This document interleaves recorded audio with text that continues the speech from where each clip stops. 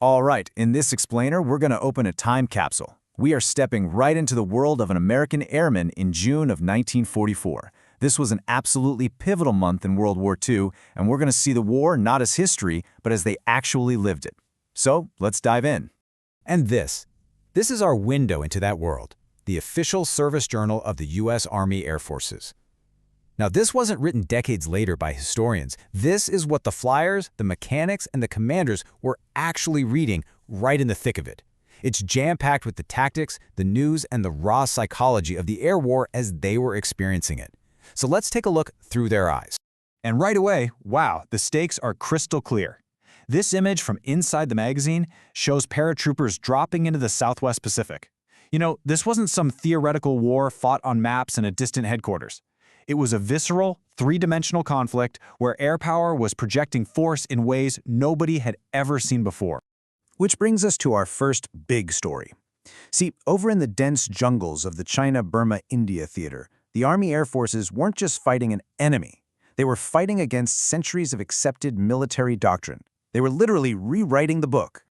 Now, this statement, this is audacious. I mean, think about it. For all of military history, being surrounded, encircled, meant you were done for. It was certain destruction. But here comes the Troop Carrier Command in Burma, making this revolutionary claim that, hey, if you control the skies, the old rules, they just don't apply anymore.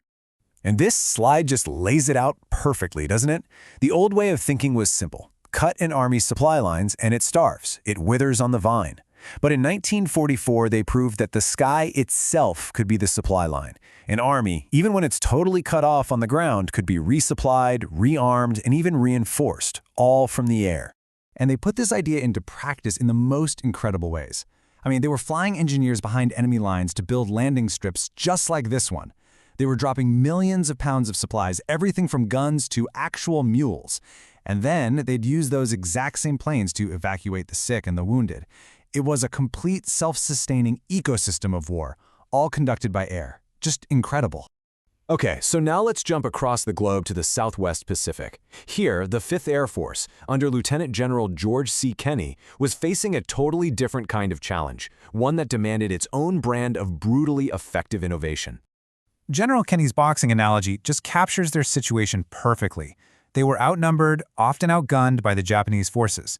They couldn't just stand there and trade punches in a slugging match. They had to be faster, they had to be smarter, and way more creative. They had to box. And to put it simply, their main strategy just wasn't working. Trying to hit a fast-moving, agile Japanese ship from 5 miles up in the air, it was like trying to thread a needle in a hurricane. It just wasn't happening.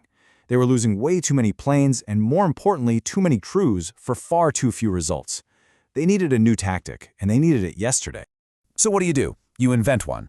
Led by this brilliant guy, Major Bill Ben, they developed skip bombing. Instead of dropping bombs from way up high, they flew in low, and I mean dangerously low, just 200 feet off the water. They messed around with Australian bomb fuses to get the timing just right. So the bomb would literally skip across the water like a flat stone and slam right into the side of a ship at the waterline. It was absolutely terrifying for the crews, but it was deadly effective. And the results, well, they were devastating. This right here is Rabaul, a key Japanese stronghold, just getting hammered.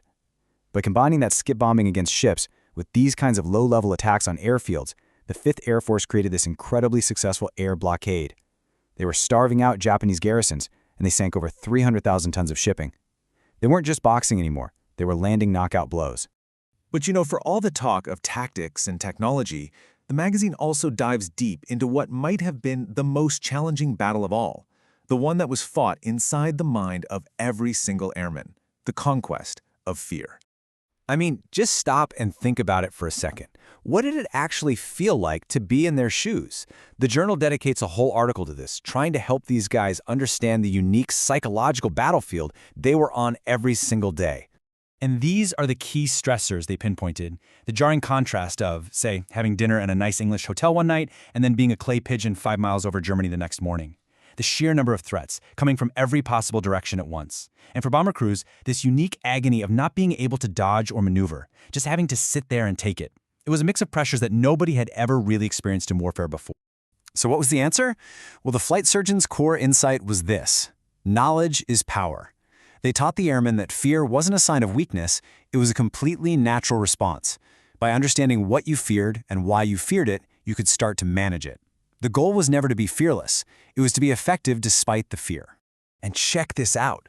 This shows you how the magazine itself was part of the solution. This little notice tells you everything. This journal wasn't some personal keepsake you hoarded. It was a tool for shared experience.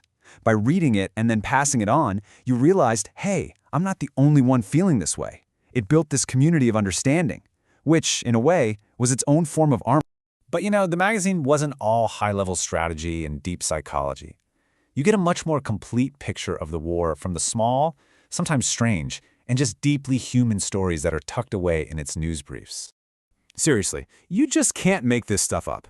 A PT-17 training biplane comes in for a landing, 2 pilots on board, and after a rough ground loop, they both climb out. The pilot's explanation to his CO is just an all-time classic of military absurdity. The humor back then was also incredibly specific to their world. This cartoon, for instance, it perfectly captures that quiet pride, maybe a little bit of arrogance, of a bomber pilot, the master of this huge, complex, 4-engined machine. It's an inside joke that only someone in that world would truly get. And then there's the story of the paratrooper who yelled his battle cry and, well, he went up. Instead of floating down to the ground, he got caught in a thermal updraft and spent 30 minutes just hanging up there, watching his entire unit conduct a mock battle below him before he finally came down. A bizarre little reminder that even on a routine training jump, absolutely anything could happen. And all these little details, they paint this amazing collage of life at war. You have an Italian soldier who surrenders with his barber tools and immediately puts them to use at an American airbase. You've got the casual kindness of GIs sharing rations with starving civilians, and then the mundane bureaucracy of it all. Public notices for lost parachutes solicited by serial number. It's the real texture of daily life. But out of all the small moments in the journal, this quote from a B-24 Liberator pilot talking about the fighter escorts who protected them, this one says it all. It speaks to this incredible bond of gratitude and mutual respect that was forged in the most dangerous place on Earth. That, right there, is the powerful human connection at the very heart of the entire air war. So looking back through this 80-year-old magazine, what we see is a world that was forced to innovate at a breathtaking pace. From tactics to psychology, they were writing the rulebook as they went along, because their lives literally depended on it. And it kind of leaves you with a question, right? When we're faced with our own seemingly impossible challenges today, how can we harness that same spirit of relentless, creative life-or-death problem solving?